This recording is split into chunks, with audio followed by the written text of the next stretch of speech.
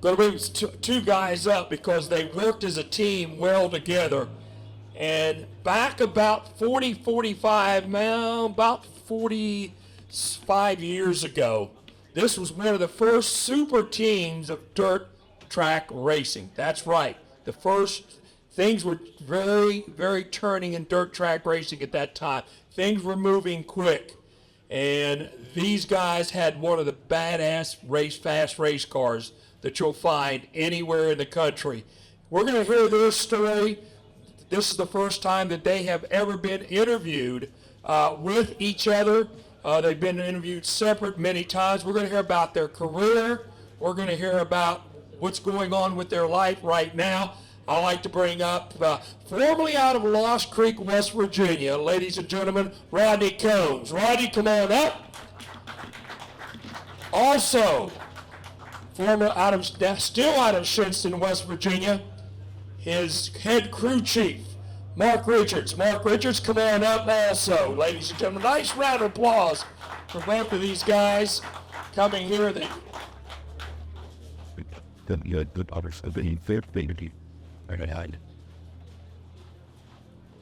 for the top two. I get to the he just. All right, Mark, come on up, buddy. Sit down. Actually, I need the wireless mic, wherever it's at. Hey, doing, Mark? Nice seeing you again, buddy. Nice seeing you. Rodney, come on up. Yeah, you hit over there. Dog. Okay, Rodney, come on up. Rodney, thanks for being here. Thanks for being here. Not a problem, Peter. Glad to be here. Okay. Taking care of Ashley Ness. Taking care. I think that's his name.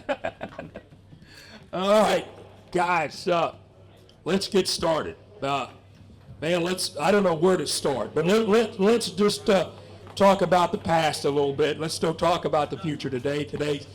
This racetrack to both of you guys has been great. I mean, it's been a great racetrack. A lot of memories here. I know for you, Mark, and I know for you, Rodney. But Mark, I'll start with you. Your memories go back to this racetrack a little bit farther than Rodney's did. Oh yeah, I can remember coming here when I was 6, 8 years old. My dad would come down here. We'd come to these races, and later on we started racing my brother's cars here back in the mid 70s, I'd say. And it's been a lot of history here for dirt track racing, and the stuff that Carl did back in the early 80s when he had the first dirt track world championship.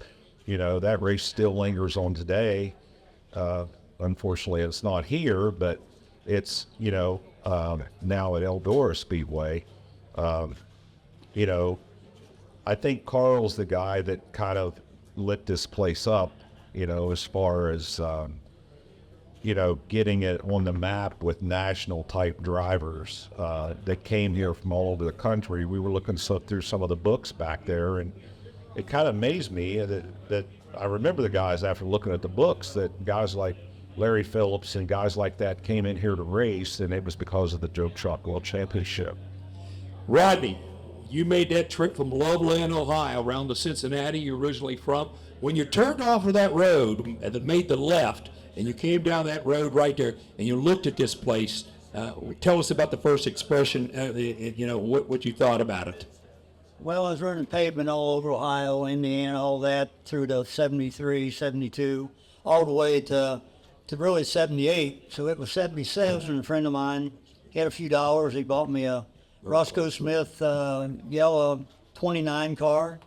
And we're coming down 50 and decided, okay, we got to turn here. There's supposed to be a racetrack. Started coming down that hill. First thing I seen, of course, was a racetrack, but the two bridges. And I said, this is my kind of track. From Kentucky, all the places I run, but them bridges was the most famous thing of any dirt track in the country. And I loved it. I loved running across the bridges. And I'll just say, I hope to keep the bridges, but I don't want to get into that. I'm not in the meetings or anything. But, that was just something else. And then it was a big race. I can't remember what it was. And I think was running up front and leading the thing, and drive shaft or radiator or something.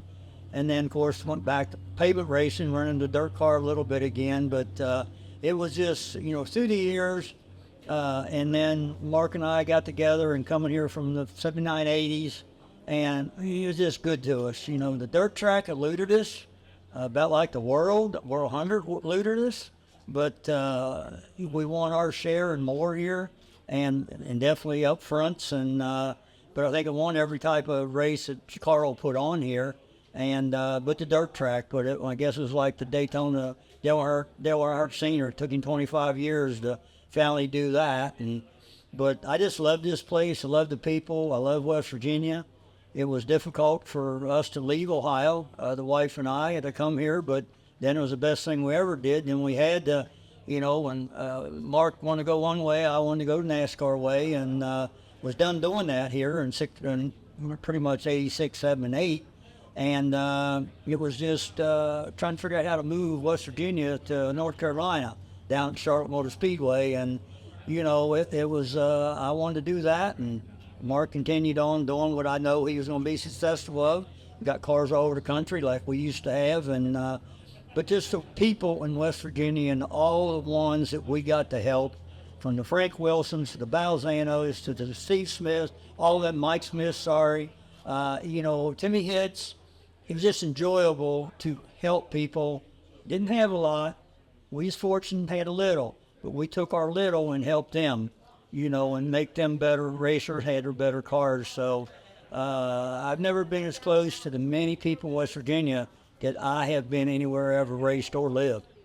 Mark, your first experience here, I think your first win came with your brother's car, the 86 Rogers Construction.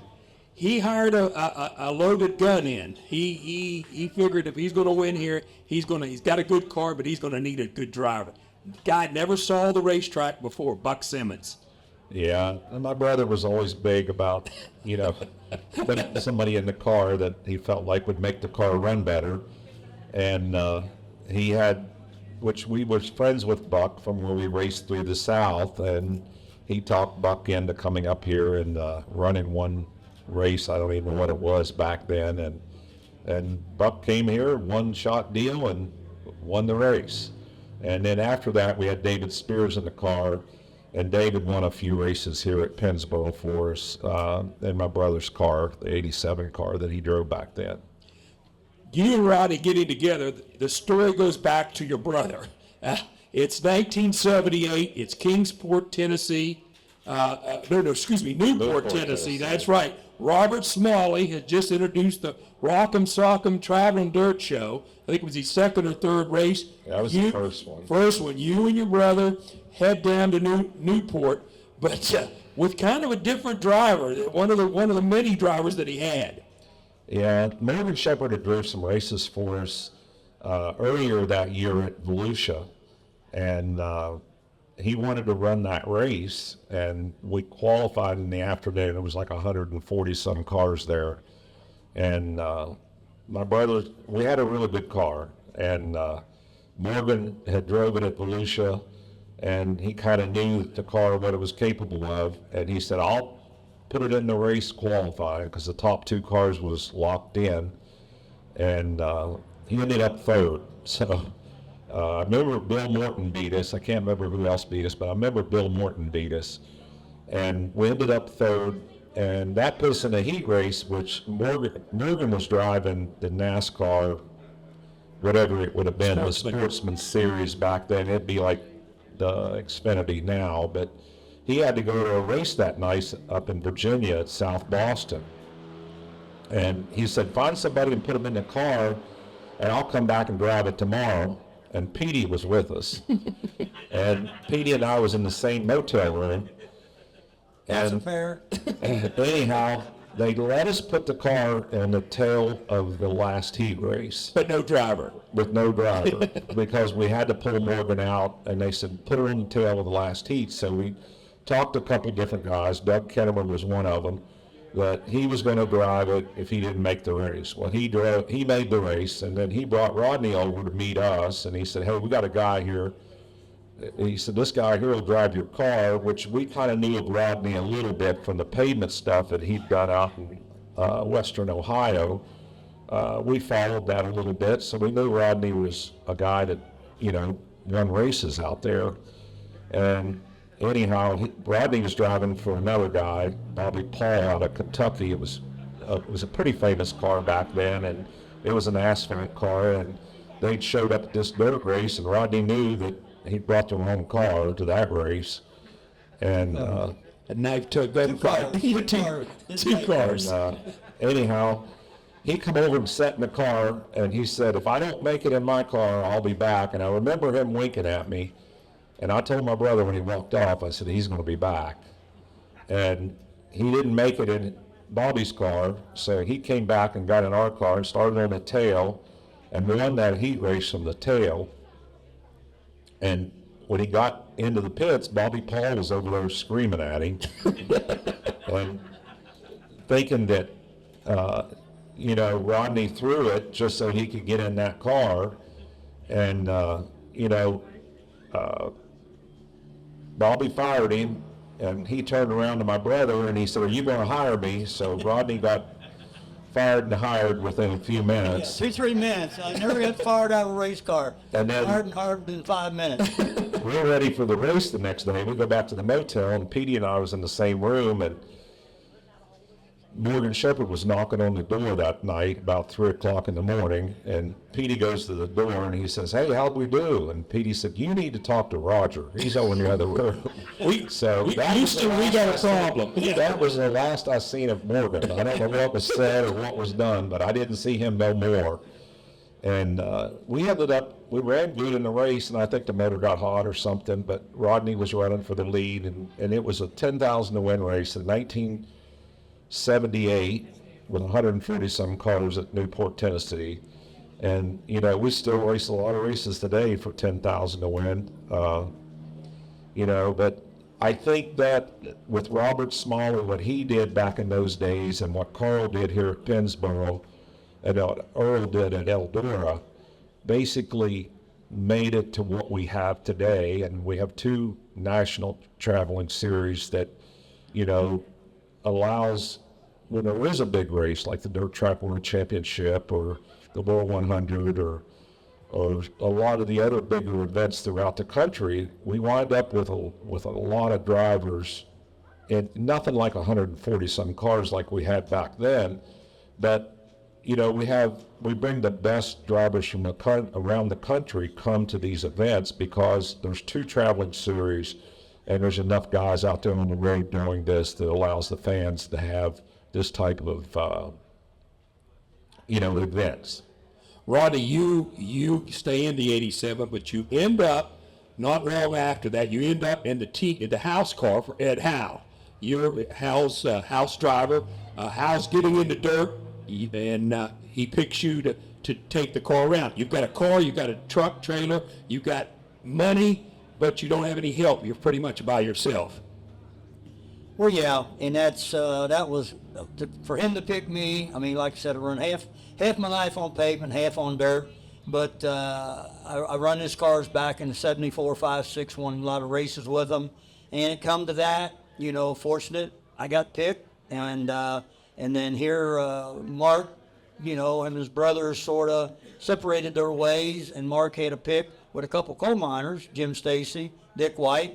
He had a pick to what driver he wanted to bring this together if he could. So I get a call from Mark. I'm in Ohio, just built a new a custom-built home there. I hadn't lived in it for about a year, and I'm being asked to come to West Virginia and start racing and start a business. And but it was all history from there. I mean, we put it together. Mark, my brother-in-law, we moved here, and Mark and I got together, and I mean, we just hit it off with all his experience being young and what I've done through the dirt and the pavement and doing everything. And, I think he knew from jumping in his brother's car that we could, make it happen. We was gonna win races. And, it was just a match made in heaven, I guess you'd say back in the day is what it was called. And we proved that. I mean, we won races all over the country, from Stokes, Oklahoma to New York City, everywhere in between. and sold a lot of cars. I mean, we sold a lot of cars in West Virginia, Pennsylvania, Ohio, Georgia. I mean, we had WRC cars everywhere, and it was because of Mark and Sonny building how nice they was, how they won. We'd sell them at a racetrack. You know, we'd be in Iowa, sell the car, you know, come back with suitcases, and they'd have to, Mark and Sonny had to go to up and build another car before we got our shop going in West Virginia and go to another track. I mean, we'd sell cars and come home and had to build another one. 3 days, he'd build a whole car. Him and my brother-in-law, sometimes my son, build the whole car, you know, up in Michigan. And off we go again. So that's how we really got racing business started, because we would sell the car for whatever price, you know, they just said name it. Well, we made a lot of money that way to start the company.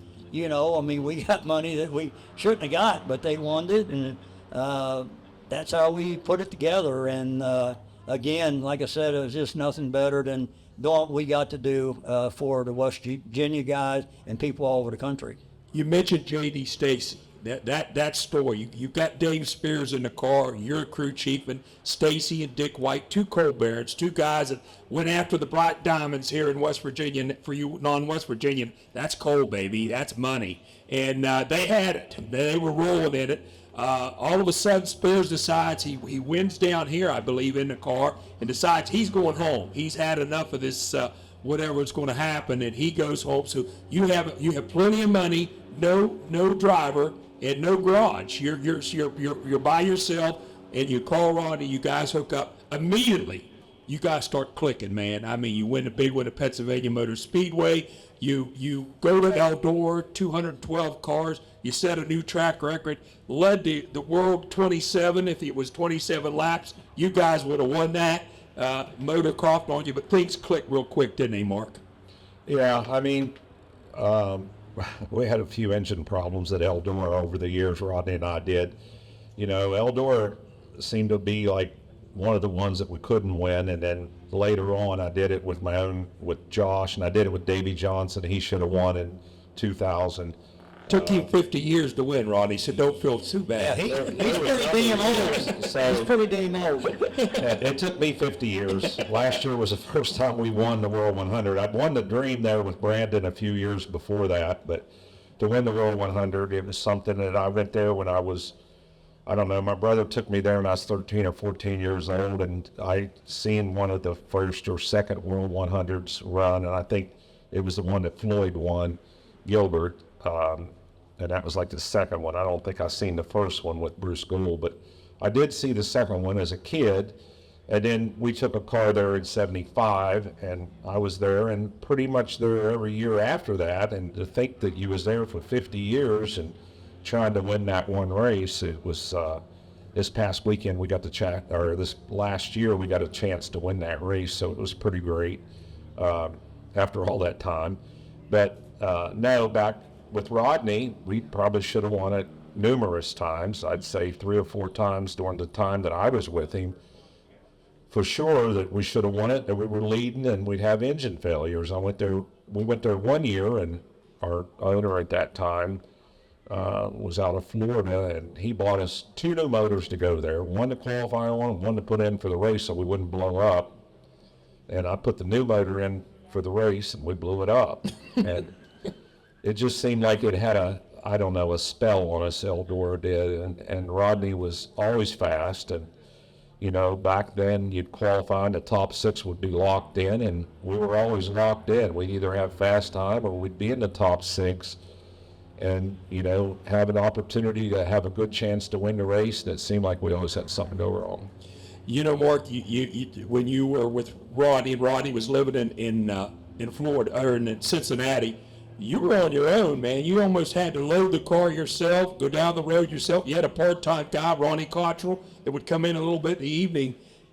You ever talk to them guys when you're driving down the road and you're hauling with the guys, you got to say, I used to do this myself, by myself. I mean, I figured they say, oh, man, you're crazier than a bed bug. They don't believe it. They don't believe it could be done. There was no quit in Mark Richards back in the day. No quit. 3 days in a row. The way I did it, because the other thing I learned was over the years, I did it that way, and there's very few people who could stay with me, so it was hard for me to keep help. So they always said I killed my help, so I eased up now, and I take it easy on my help because I don't want them to go away. So they get it a lot easier than we had it back then. There'd be times that, I think about some of the stuff we did, and I don't know how we did it, because we'd go sell a car, like Rodney said, maybe in Iowa or in Florida or wherever we were, and I'd drive straight to Michigan and work for 3 days straight, no sleep, maybe lay down for an hour or so, and get right back up and keep working. And those cars back then were work. I mean, compared to what we have today, everything's made. And I don't know, I really don't know anybody in the business today that doesn't like we did it back then, and willing to. They think they're up night and day, but they didn't know what night and day was compared to what it was back then. We would travel all over the country, and like I said, we ended up in box vans and little trailers behind them, but in the beginning we had ramp trucks similar to this one out here, but it was a crew cab, and it would be nothing for us to drive to Iowa to race and then maybe drive to Tennessee to race the next day.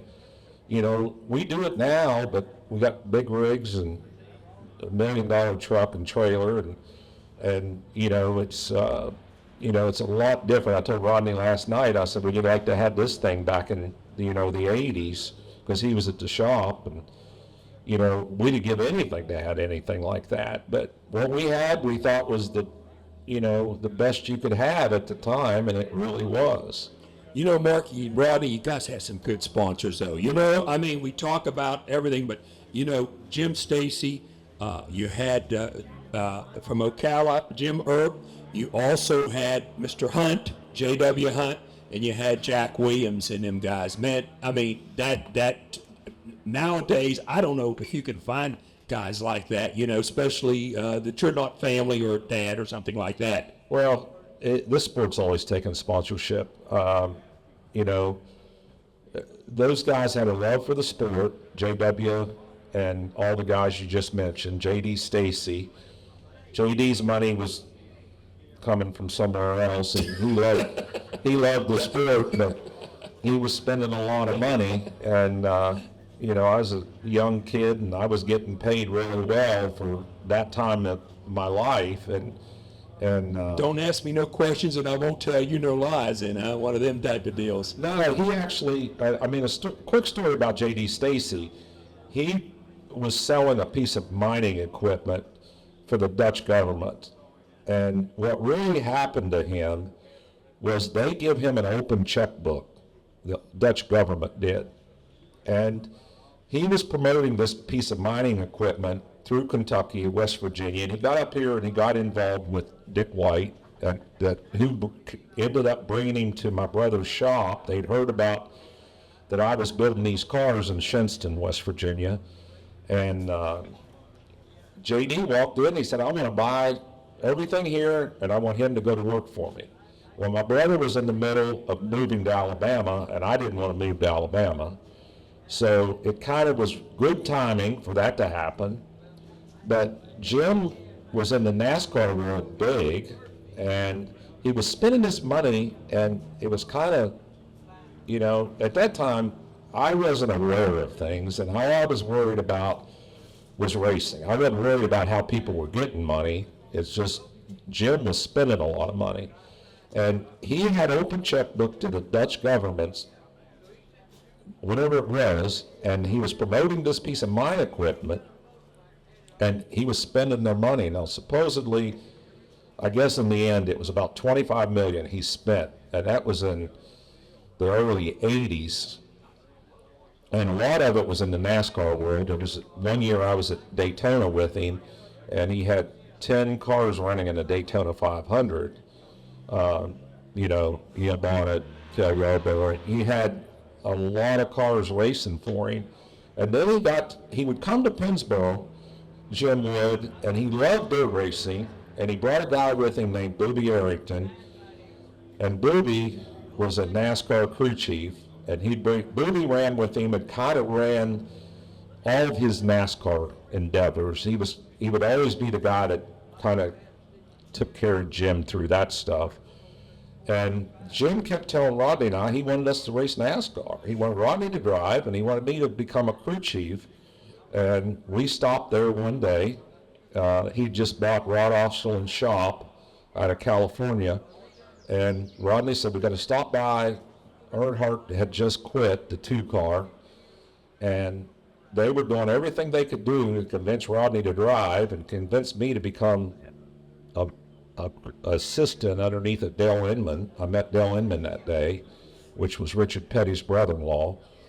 And he was working in there, and I walked in and looked at them cars, and I thought, I don't want to be part of this. This is like working on street stocks. I mean, the cars was, basically big old heavy monsters, and the shop was hot, and I thought, I like doing what I'm doing. I don't want to do this. So Rodney and I kind of talked a little bit, and he liked going to Australia, and it was going to mess up our freedom a little bit at that time. And I was young, he was young. I was only in my early 20s. So I didn't want to quit doing what I was doing because I was getting paid good to do what I was doing. And we were walking out. I can remember walking through the building, and this guy pulls up in this little Porsche, and he gets out, and his hair's flowing down over his back. He looks like a girl, and had a pair of silk shorts on. And they introduced him to us, and they said, this is Tim Richmond. Well, we didn't know who Tim Richmond was. But about a month later, the whole racing world knew who he was. But that was how close it was for me to probably change paths in my life. Rodney, you did change paths, so it took you a few more years, but up till then, you and Mark were together. You ran NDRA with Robert Smalley. You became a national champion. You 3-time Hillbilly 100 winner, but everybody wants to hear the story of that cold day down in 1981 when you, the first dirt track world championship, you set fast time, took off, definitely had the fastest car, and history happened. And that day, we tell the story. Your name always comes up, and it comes up as a bridesmaid, but I know you don't care at all about that. Well, it was one of our cars ended up winning. Jim Dunn was a great guy, good race car driver. We had our issues with yellow flag, getting colder and colder. We wasn't covered up in the nose. It got colder and colder. Not making mistakes. It just got to where it wouldn't run off into the corner. It just blubber and not get going. You get ready to come off the corner. And we helped Jim. I helped Jim at Concy. We didn't qualify all that well. Trouble in the heat. Got him in the B. Got him in the B to get in the A. And then helped him again. And I think one of the boys right there knows all about it. And sorry, I don't remember anything very good. Hit to me, Donnie. But anyway, it just got that. And they got in. We always was able to finish 100-lap races on the same tires. It was always easy on tires. So we didn't worry about coming in and changing up tires. And I think Jim did. And, it was the upper days. And, he just got coming. And I could see him coming. I knew Jim was there. But ain't much I could do. I stayed on the bottom, did my deal fast as I could run the car at the time with the problems it was having. And Jim just worked on the outside, and I don't block, I don't run over people, I've never won a race having to run over nobody, and Jim just walked around us there, 80-something laps, whatever, and I was the first one, Mark and I out there congratulating him, and it happened to Donnie Moran on 35 Souths and went at another event on the last lap I had a flat tire. So, our cars still won, and I've been there. I've won, I've lost, and I've did it all, and first to finish first, you got to finish. And we accepted whatever, but we won a lot of them kind of races. If we didn't, our cars won them. So, that was a win-win for us. But, he's great guys. Jim Dunn was, Donnie Moran was when that happened. So it was just part of the family, it just, when that happened, and, we just, all we could do was congratulate him, and how he got to get there that day better than anybody else. We're on the pole, he come from the back, so, and we did that. So, It's just what happens on that day, and you can't look back. I've never looked back at what I could have, would have, should have, because like Mark said, 3, 4, 5 World and Hunsford have a problem, And the dirt track, other than that, it eluded us before. We had the fastest car in the world there one time, and we had a track, they wrecked a dozen of us back there, I think. Yeah. So we had our issues, but we won a lot of races and second, thirds, whatever, but we didn't tear up a lot. We didn't tear up race cars. Mark, we talked about that day, and you had a lot of wins here with a lot of different drivers. But a guy that you crewed here for was we were talking earlier that really taught you a lot was in a team car with Rodney. You guys had traded kind of a deal, and man, he only ran here I think one time, but heck of a driver. Yeah, that was Gary Ballou, and he was an incredible pavement driver, and he dabbled in the dirt a little bit with the big block modifieds, and actually won Syracuse there in that controversial car that he built. And we was with him that day, and Rodney had drove the team car that day that Billy Harvey actually owned. And Gary was an innovator, and he was the type of guy that was bend the rules, and he Sometimes more rules than others, yeah. more rules. And I never did that. No, but I guess the day that Charlie came here, in kind of a quick story, I finished the car up for Gary, and we was going to come here and practice on a Wednesday right before Charlie came out with that cheese car or that wedge car, and they would have practice down here on Wednesday before that race. So we showed up for practice, and we had pretty normal looking cars, and we show up and we figured out we ain't got no car to race with this thing. Charlie builds this big wedge car, and the whole roof and everything kind of flows with the hood, and the back deck and everything goes well up, and he was about a second faster than us. So Gary said, we're going to go back and go to work. So we went back to Lost Creek, and we worked straight through. And when I say straight through, we got home in the evening, because this place didn't have lights, so we got home in the evening and went to work. And I can remember Gary saying to me Friday night, look, I'm going to have to go lay down, or I'm not going to be able to drive that car. And I said, well, you go lay down, and I'll make sure it gets finished. And he flew a boy up here from Florida to help us with the sheet metal work, because we came back with cars that was pretty close to what Charlie had. Charlie won the race that day, and Rodney ran third, if I remember right. But we wouldn't have been on the same lap if we wouldn't have went and worked from Wednesday night straight through to Saturday morning. Actually, we loaded the cars, and I never went home, never left the building. I might have laid down for an hour, but in the building. But we got the cars done, and then we figured out we got to run a haul them, because the cars was bigger than the trailers. So I ran and borrowed a low back flatbed, and we borrowed a little trailer that didn't have no tire racks on it, and then we had to haul our equipment in another truck, and we came down here with all this stuff, and these cars were twice as big as anything sitting out there today. It was just crazy how things were back then, but that was about the time that, we all figured out that we better get this fixed or there's not going to be any dirt racing. And that's when UMP kind of stepped in and started the body rule of the small car. Yeah, at that time in 85 and 86, Stars got into trouble. The All-Stars, with Brett Emmerich, he canceled the late models. He done away with and of course, Robert Smalley folded his 10 up. So there was no organization really going on right there. And so we kind of were all on our worst enemy. Well, the mid-'80s wasn't a bunch of big races. So, early 80s, we were having big events. Rodney and I was traveling all over the country. But in the mid-'80s, it kind of went dry. And I went in business in 1986 with my partner now, Steve Baker. And we basically focused on a lot of local stuff, and we built cars. We were selling bullet cars up until 91. And things started kicking back off in the early 90s with the Stars deal.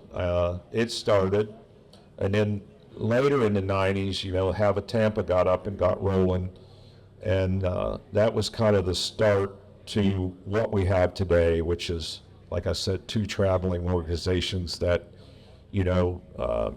have professional teams out there that race all over the country. I believe right now that with the World of Outlaws and the Lucas, those are 2 great organizations run by great people, and that I think they're here to stay. Don't you, Mark? Well, yeah, there's always been word about World of Outlaws. They're about going to make it. I kind of knew the inside of the Outlaws because I was there for 18 years. There was never a chance that they weren't going to make it because they were better funded than the Lucas deal ever was. And a lot of people didn't understand that there's a guy that's 50% owner of that deal, and he runs a hedge fund in New York up on Wall Street, and he used a lot of hedge fund money to get that World of Outlaw where it was. And that was in the early days, and he still owns 50% of it with Brian Carter. He's kind of a silent partner. Nobody knows that he's there, but he made sure that thing had plenty of money, and it wasn't going anywhere. They spent a lot of money keeping it afloat, and now, because of the streaming and the way the streaming works, they're really stable. And the Flow deal is stable, and it pays back to Lucas. Lucas sold their TV rights and everything to Flow, and now there's money for Lucas to be, stable. I think the World of Outlaws is probably the most stable as far as the financial end of it because they own their own TV or their streaming deal, and it's big because there's all forms of racing. It's not just late models, it's midgets and big blocks and UMP modifieds and all that type of stuff. So there's thousands and thousands of subscribers.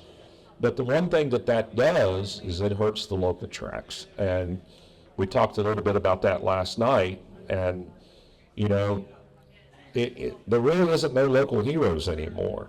And it's because, we've made most race fans national fans. And it's probably a little sad to what it used to be 30 years ago. If you were talking about the races that we did back then, there was no streaming. If you wanted to be at the racetrack, you had to be at the racetrack. You couldn't watch it on your phone.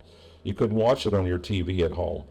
And now it's made fans to where they want to be national fans and they're more interested in watching, the national events. And it's made the national events really strong, and I think the local promoters have taken the toll for it. Yeah, I truly believe that, Mark. You think there's something's going to work? It'll work itself out eventually. I mean, or right now, I know it's new. It's just like when the Indy 500 went on the radio in 1932. They swore that there was nobody going to show up for Indy, or when the but do you think this Flow deal, man, everything is going to work itself out? Well, it's really helped the World 100. It's helped a lot of the big races because it's made more people aware of what those events are, like the races at Eldora, the races at Fairbury, the races that we go to that we really like going to, and fans want to go. So there's people watching, but there's a lot of people coming to them races. I mean, lots of people. Like the Charlotte races and stuff like that. They're getting it from 3 different divisions. They get the modifieds, they get the sprint cars, and they get the late models. So people that watch it all year say, I'm going to go to Eldora, I'm going to go to Charlotte, or whatever. So those events are huge. But where it's a problem is at the grassroots level, I think, that late model, there's never going to be local heroes like Earl Hill and Butch McGill and guys Wilson. Fred Wilson, and guys that we're legends in their time in that era. They were local heroes, and now you got a guy watching his phone. If he's at the dirt track, I see it all the time. He's watching his phone, watching a race that Bobby Pierce wins, or Brandon Shepherd wins, or Hudson O'Neal wins. Somebody wins, and they're not even interested in what's going on. Kenny Schrader and I just did a deal a couple weeks ago. It's coming out this week, and it's on the YouTube. Kenny Wallace. And Kenny Wallace, not Kenny Schrader.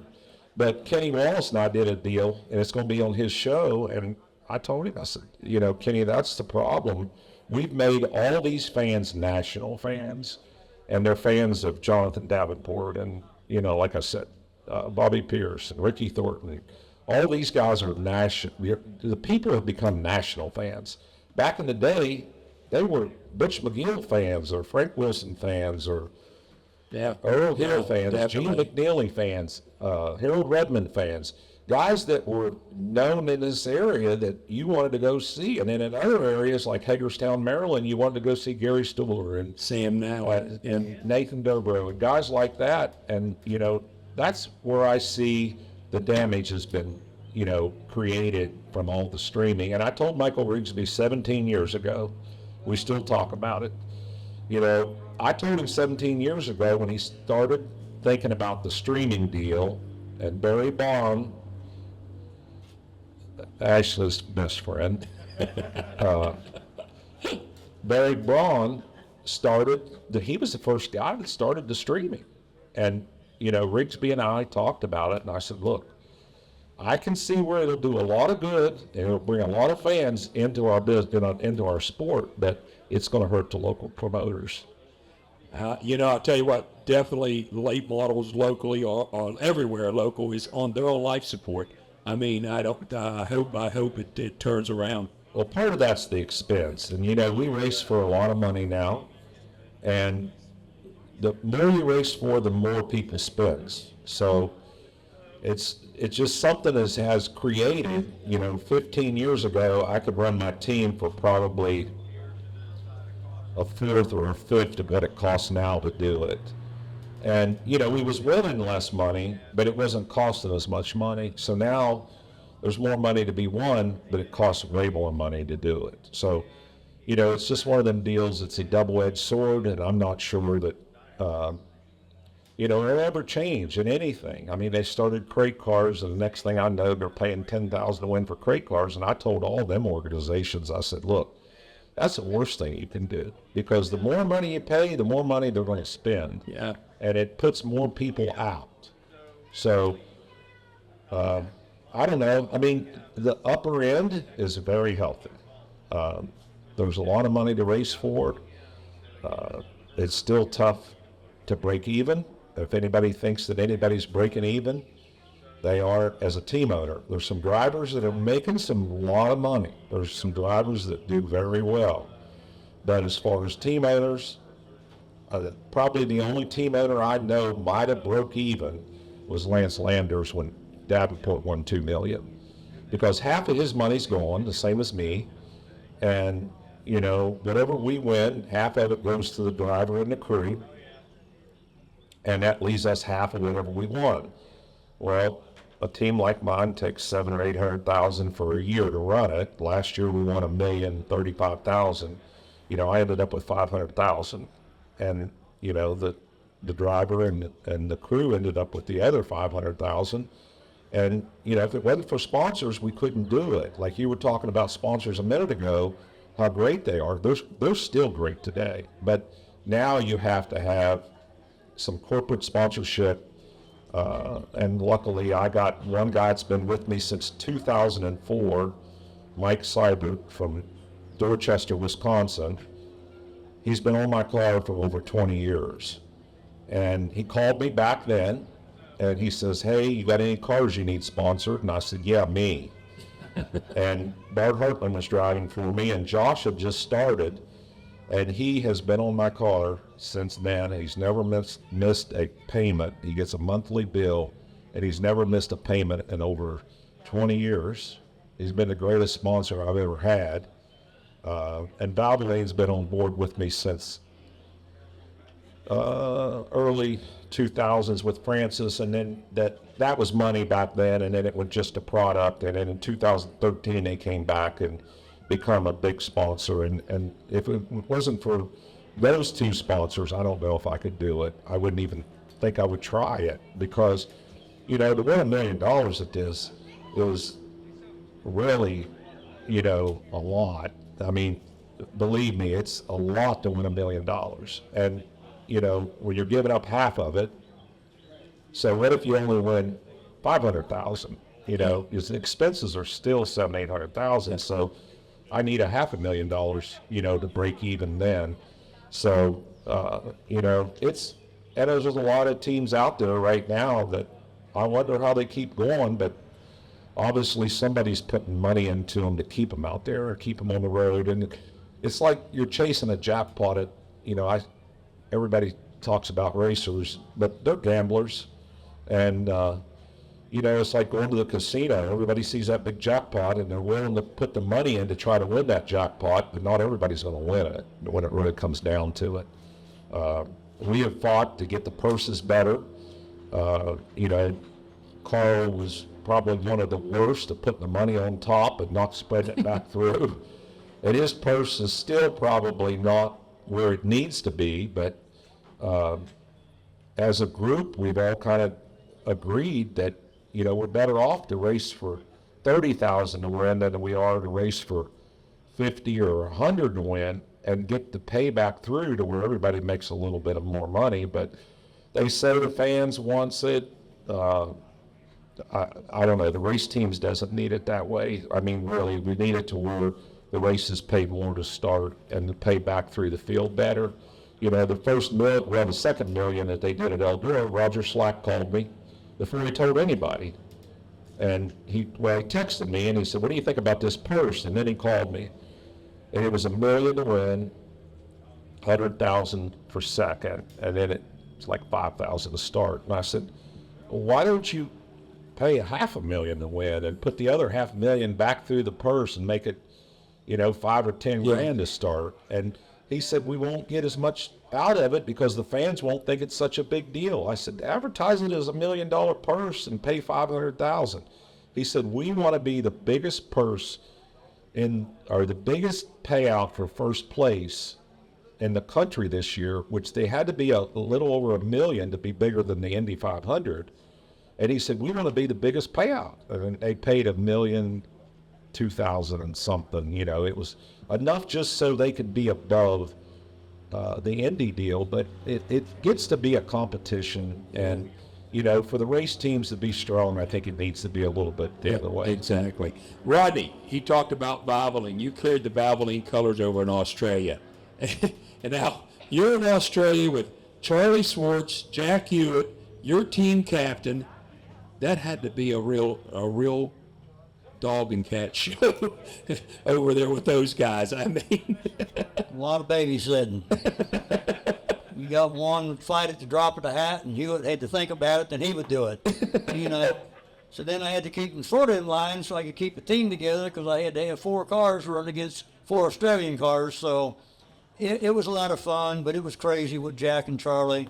But doing that from 78, 93 every winter for 4 months. And like I say, then coming back, my race car's done. Mark, Sonny, I meet him at a racetrack in America here. So doing that, racing year-round for that many years was pretty much crazy, but awesome to get to do that, to cover that country 2 or 3 times, race 4 or 5 nights a week, and drive against, you know, some of the Australian guys. I mean, Mark and I built a lot of cars that went to Australia.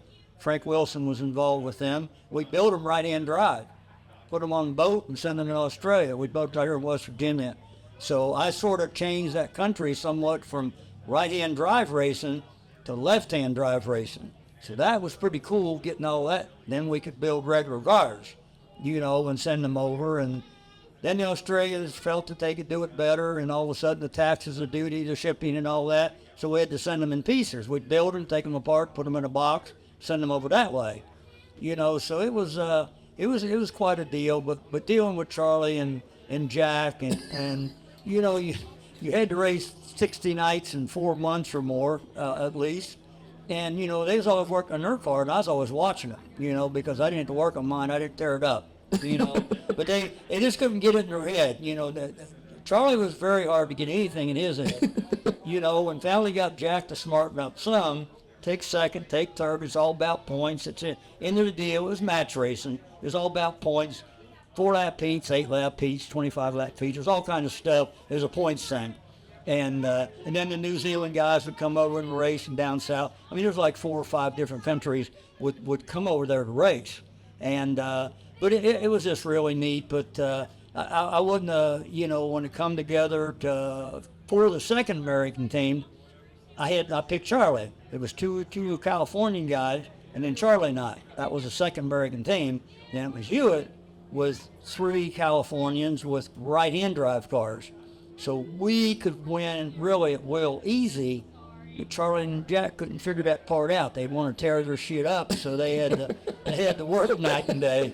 But and I'm sure if they would both listen to this, they would laugh because they knew what they did. But Jack smartened up a lot more than Charlie, and poor old Charlie still ain't smarted up. You know, we're laughing, we know what he's done, we know what his boy's doing. Great. You know, and even back when he's running the sprint cars, Charlie's Charlie.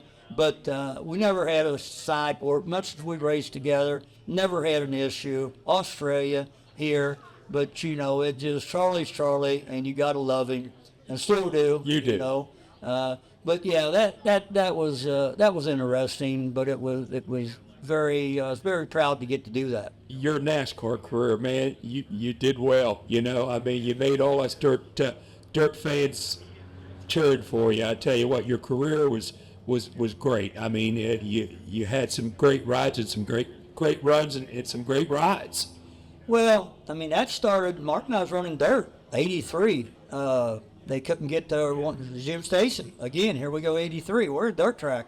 You know, we had a call from Booby that I needed to get to Atlanta to try to help put that car in. Back then it was 70, 80 cars NASCAR had, you know, and I think it was only 32 that made it back then, 36 tops, maybe 32. And we go there and, you know, fortunately made the race, finished 9th at 10 Richmond. It was a team car to him, you know, but it was just neat to get called and be able to go and do that for him. And I think the following year, I don't know where we went to Michigan. Did the same thing for J.D. Stacy, couldn't get it in the show, and here we are, never seen the place before, never seen Atlanta. We end up getting in the show at Michigan.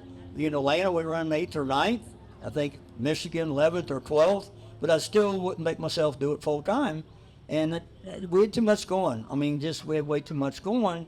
And then here come 86, and that's where I had to make my decision, me and Mark, what we was going to do. I started running full time in NASCAR with the rookie year, and then 87, 88, 89, you know, up to 90. And but really, the little kid here walked, well, it wasn't a kid then, but 71, me and the wife walked through Daytona in Enfield. We was racing dirt down there in 71. And I told her, I said, one day I'm going to race at this joint. You know, that's what I called it, the joint. And 86, here it come, and we made our 2 or 3 Daytona 500s. And, you know, it was just it was just neat to do, wanted to do it. It, you know, it was like a lot of people went there, never got to make a Daytona 500.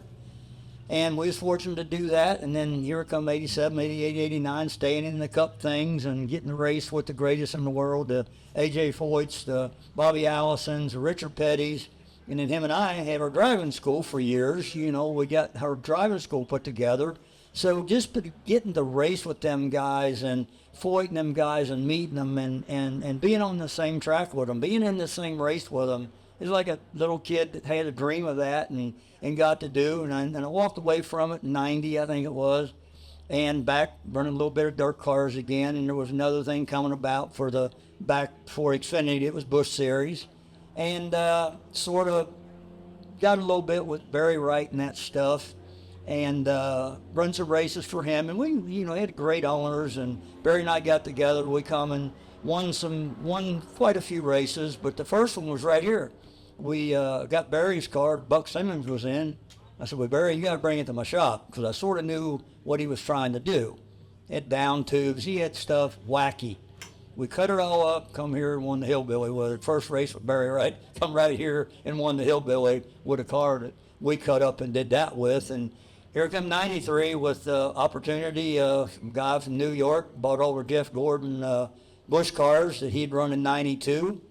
End result, Booby had to take all the bodies and change them because NASCAR wouldn't accept them. They was all cheated up. That's hard to believe, ain't it? Here I think I'm walking into a great 5 cars, 4, whatever the hell it was, shrimp track, Daytona car, all this stuff, and they'd take all the bodies off of them. NASCAR come to the shop. They knew it. They let them get by with it, and this is gospel, and had to redo them all. Well, then, all that little fudging and reading around the rules makes a lot of difference in a lot of tracks.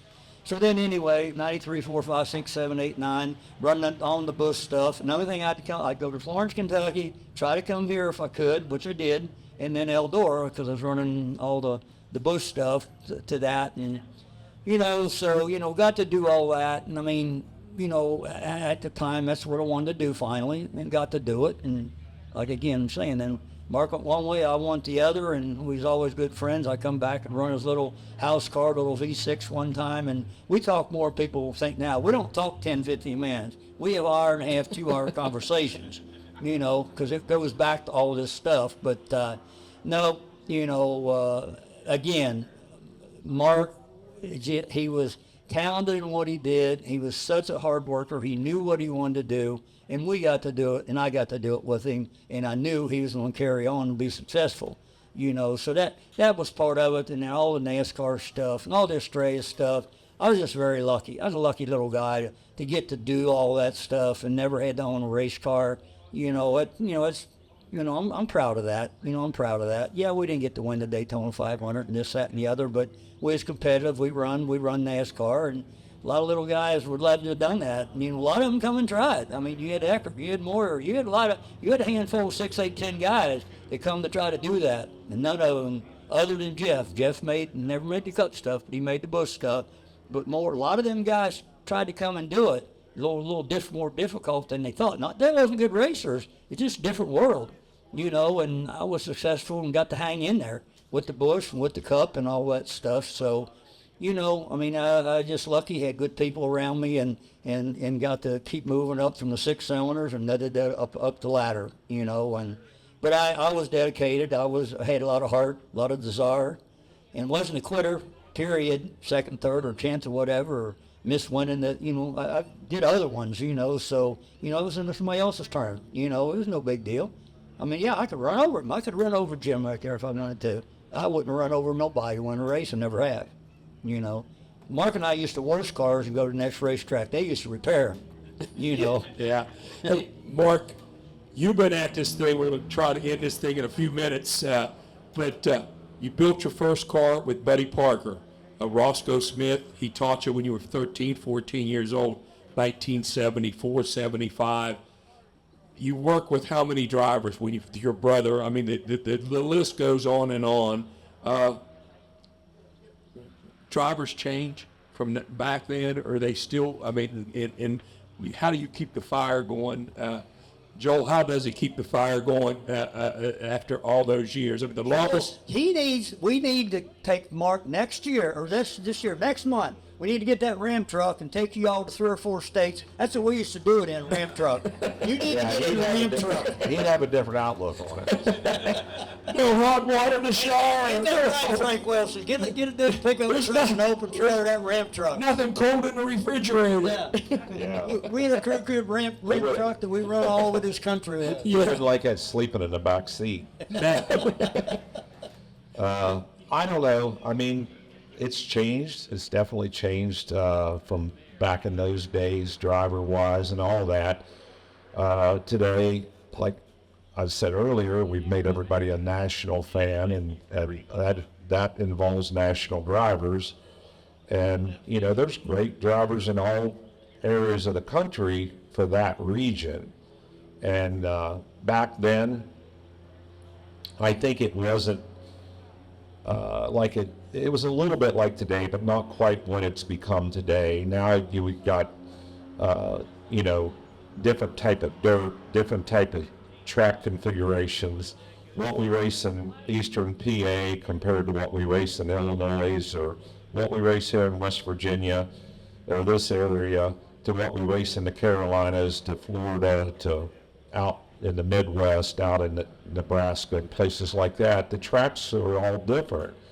And what it takes today for a driver to become a really top driver is somebody's willing to pay the bill for that driver to get experience. He was about 6 or 8 years old and was all over the country.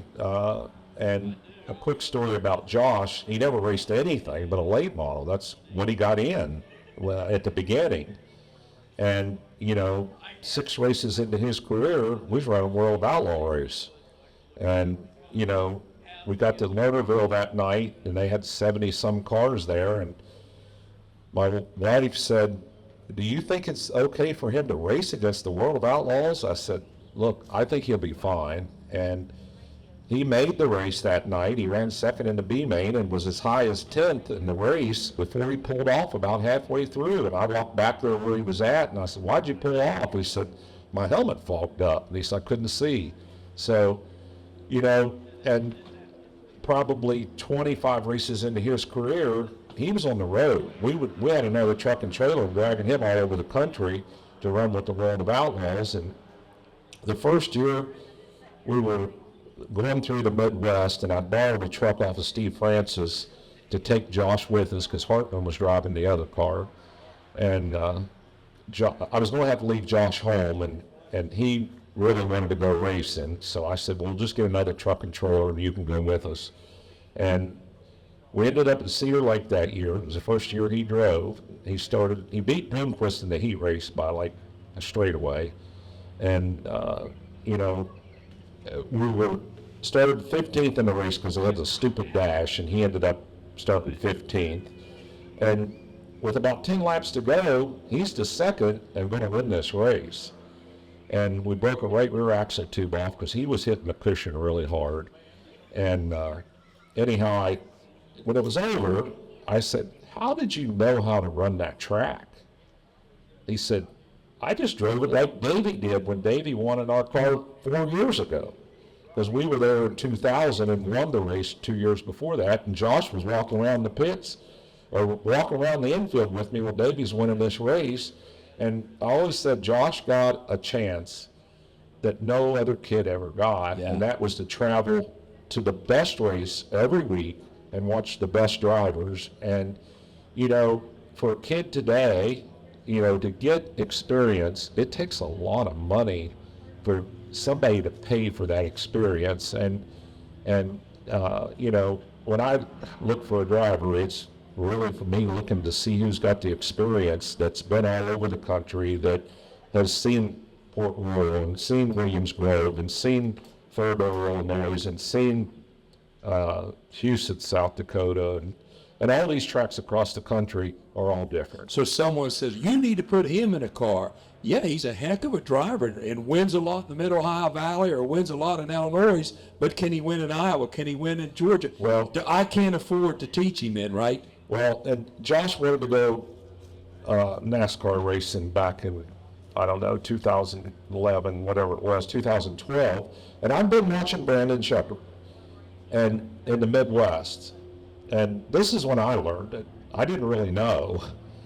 I watched this Brandon Shepherd, and he was incredible. Like in Illinois and even up in Wisconsin, was at Cedar Lake one night. He almost beat Josh up there. Josh won the USA Nationals, and he almost beat Josh up there that night. And Josh said, "I'm going to go run some nationwide next year, and I think I'm just going to move to Charlotte." And, we've got a company, and, we have to keep moving. And, I thought, well, this guy right here, kind of like his style, I kind of like his attitude. He works in the car. He's really had a greasy uniform and a bad-looking helmet, and hardly any blood, hardly had anything, and he had one crew guy, and this guy almost beat us. And I said, "This guy really wants to do it." So I talked to him and asked if he's interested. I said, "If Josh does this, do you want to drive?" And he said, "Yeah." He said, "I'll do whatever I have to do." And I said, That's the right attitude. He had the perfect attitude in 2012. And we brought him on, and I took him to, first race I took him to was at Wayne County, and he smoked them at Wayne County.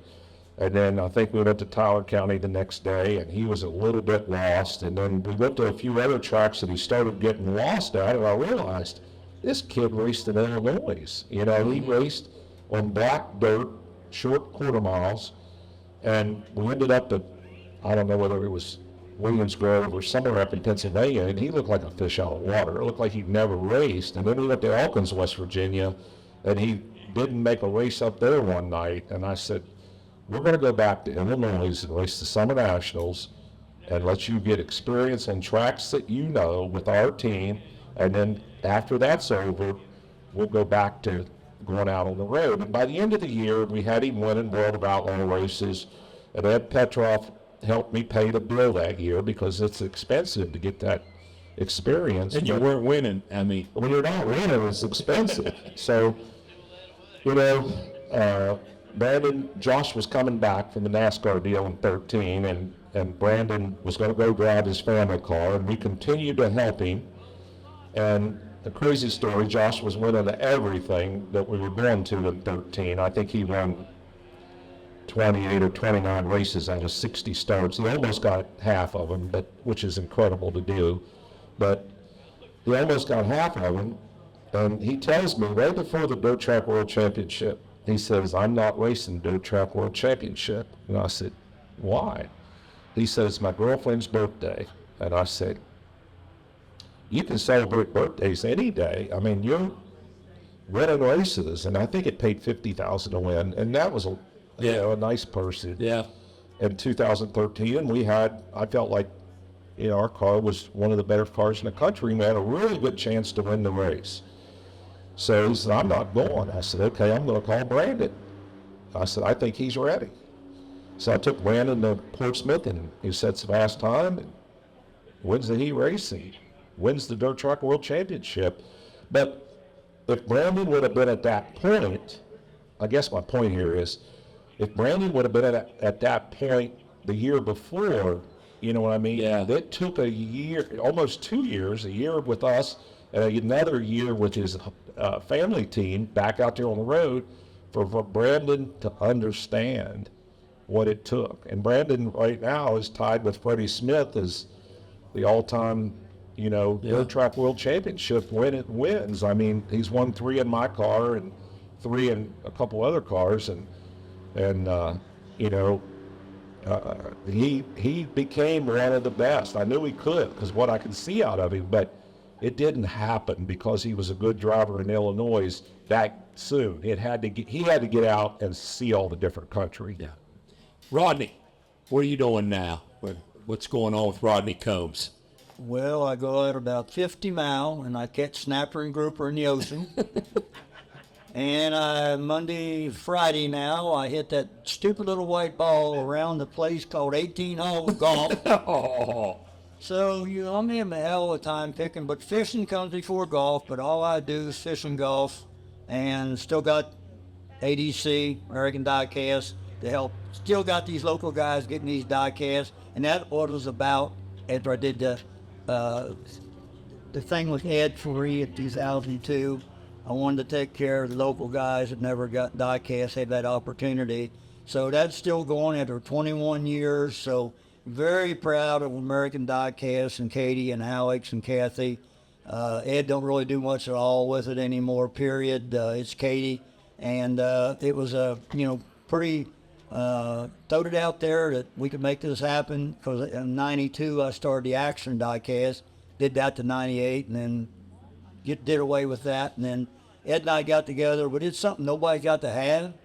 But during the pandemic, it's just like it went crazy again with all the hero cars people would send to you, all the diecasts, all they got interested in. It just went twice, 3 times as busy as we was 3 or 4 years prior. And it was just like they had nothing to do, but they must have had money because it never slowed down. We never got stopped because of it. Katie had to go somewhere in PA to get, here's a business that didn't have you didn't have to have it. It's just a freaking diecast collection. but we kept going, and it got crazy, and it's still going after 21 years. So, but yeah, fishing, golfing, and that's what I enjoy. I got 2 6-year-old great-grandboys. Don't have nothing gas-powered, but they got a lot of electric stuff. It's fast, and that's my life right now, them 2 little boys. I had a son, Rodney Jr., that raced and everything. I had 3 grandsons, but I never got to do in life that have time to be home to get to do 6 years with these from being babies and being with us, because the daughter-in-law cleans houses in the Lexington Country Club where I live. So I've had them from puking on me to pooping on me, and it's just been an honor. I tell you what they come and do now they're in kindergarten, and I tell you what, it just makes my day when we pick them up at school or they come to my house, and Zane, he's his daddy to a T.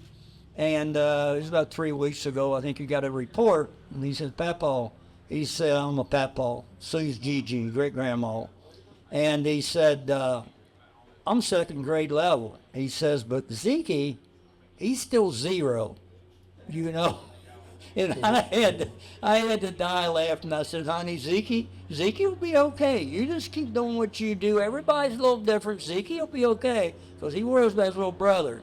Because little Zeke, at birth, left side of the heart wasn't developed. Oh. He had heart surgery, 3 months and 3 years. Now, if I brought him flying through here, you couldn't pick who it was. So, very fortunate. And, everything, everywhere he went, I was there with him. It was like a magnet. He had to have his papa go. So, that's what I do. I've enjoyed all my racing, but right now, I'm enjoying that stuff so much, it's crazy. Okay, that's great. I know little Rodney's at Joe Gibbs now. Guys, hey, thanks for being on. Ladies and gentlemen, how about give these 2 guys a nice round of applause. If you have any questions for them, they're going to be here for another hour or so. And stick around. We're going to put cars on the track here, hopefully in the next 20 minutes. I tell you, racetrack looks great. I mean, this is